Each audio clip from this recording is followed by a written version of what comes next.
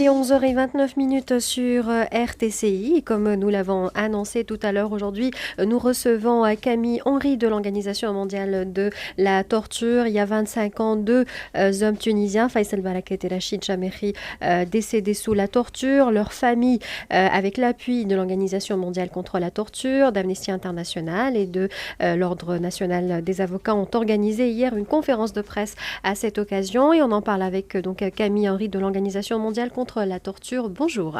Bonjour.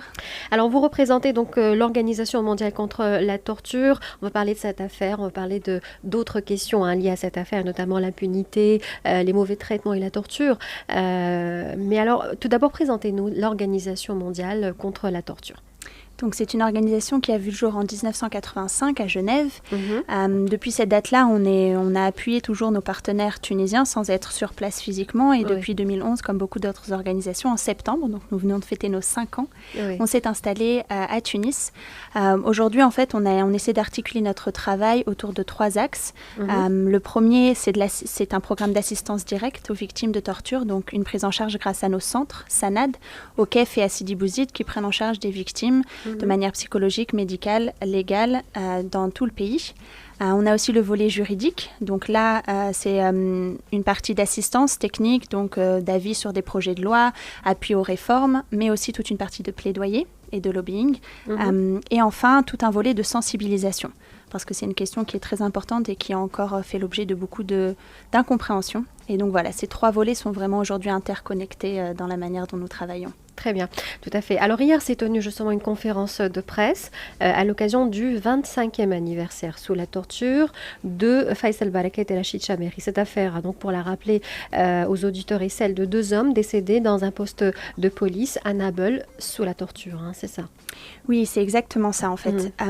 Pourquoi est-ce qu'on a rassemblé ces 2 cas? Faisal Barakat est un cas qui a fait l'objet de beaucoup d'attention parce qu'il a malheureusement un dossier très solide et aujourd'hui aucun résultat en termes juridiques. Et à la demande des familles, on a souhaité associer les 2 cas puisque ça a eu lieu avec la même brigade de recherche et d'investigation de Nabeul à quelques semaines d'intervalle en 1991. Le point commun de ces 2 hommes, et c'est plus pour leur parcours humain que pour nous un intérêt, c'est qu'ils étaient tous les 2 membres du parti non officiel de Nahda et que donc ils ont fait partie de ces grands mouvements d'arrestation et de torture des différents membres de ce parti à cette époque. Alors ce dossier, on en parle 25 ans après. Qu'est-ce qui ralentit ou bloque cette affaire? Est-ce que c'est un dossier fermé? Pourquoi toute la lumière n'a pas été faite sur cette affaire et on en parle encore 25 ans après? Alors, je pense qu'il y a 2 phases à distinguer. Celle qu'on pourrait distinguer avant 2011. Là, on comprend assez bien pourquoi il y a eu non seulement des ralentissements et des obstacles, mais voire même de la proactivité de la part de l'État en place à l'époque pour cacher l'affaire, puisque il faut quand même rappeler qu'à l'époque, pour Faisal, il a été annoncé un accident de la route avec délit de fuite de l'auteur, et que pour Rachid, il a été annoncé un décès de mort naturelle issu d'une insuffisance rénale. Donc évidemment, des affaires ensuite ont été ouvertes pour ces 2 faits, mais évidemment, prononciation d'un non-lieu puisque les faits étaient factices. Et ensuite, on a vraiment eu toute une chaîne judiciaire qui remonte même jusqu'à l'État pour maquiller et pour empêcher de reconnaître les faits. Donc, c'est-à-dire empêcher l'accès au corps, empêcher l'accès au rapport médical, empêcher l'accès à la justice. Donc, officiellement, des plaintes ont pu être déposées, mais soit elles ont été refermées très rapidement parce que il y a eu de la pression mise sur les témoins, soit elles sont ouvertes, comme par exemple Faisal Barakat. Il y a eu 2 plaintes déposées, la 3e a été déposée à nouveau en 2009 et l'instruction n'est toujours pas close à ce jour. D'accord.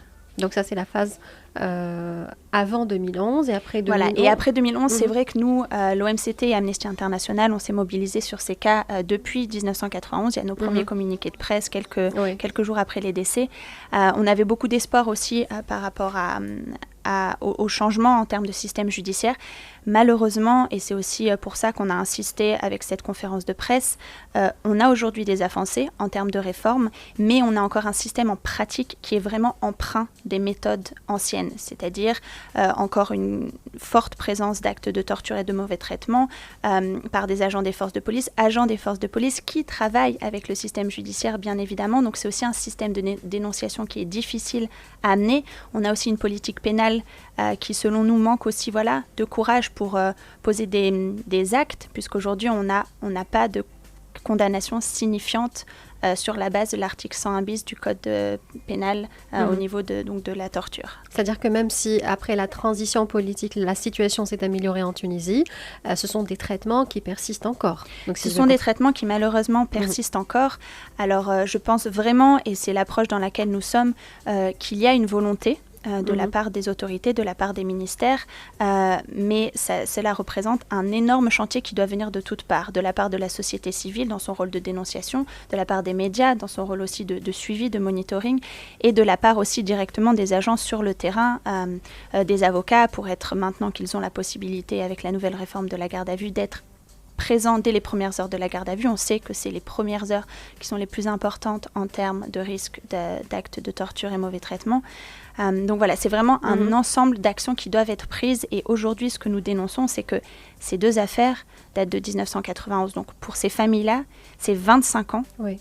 Pas d'attente de la vérité, parce que malheureusement, la vérité a été établie. Par exemple, pour Faisal Baraket, il y a eu 4 rapports de médecins indépendants qui confirment le décès sous la torture. Il y a eu une exhumation en 2013 qui confirme. Donc on est dans des situations où les faits, et ce n'est pas l'OMCT, ce n'est pas Amnesty, ce sont les faits qui confirment les dires des témoins et de la famille. Et malheureusement, aujourd'hui, on n'a pas une reconnaissance par la justice.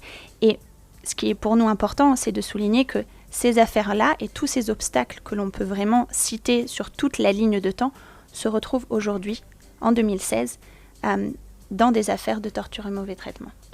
Alors les affaires de torture et de mauvais traitement que vous avez pu observer justement pendant ces 5 ans en Tunisie, puisque vous avez l'axe assistance et l'axe juridique dans votre organisation, est-ce que elles se ressemblent toutes, c'est-à-dire que elles sont toutes sous le chapeau de la lutte antiterroriste, ou est-ce que c'est général? Ça concerne tous les détenus?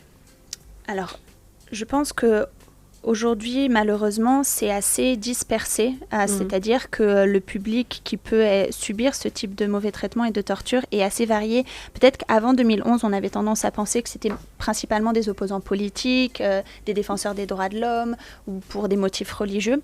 Aujourd'hui, en fait, la pratique est disséminée et est presque banalisée, en fait. Alors, je ne dirais pas forcément que c'est un acte systématisé, mais par contre, c'est un acte aujourd'hui qui arrive régulièrement, que ce soit dans le cadre de la lutte antiterroriste, que ce soit pour des questions d'appartenance religieuse, politique marquée, ou alors, malheureusement, sous couvert de la loi 52, qui est malheureusement très connue aujourd'hui en Tunisie, sous le couvert de représailles dans un quartier entre un commissariat et quelques personnes qui ont eu une altercation pour un délit antécédent et qui se retrouvent dans le cadre de représailles, emmenés au poste et maltraités à cette occasion. Donc aujourd'hui, malheureusement, c'est quelque chose qui peut toucher.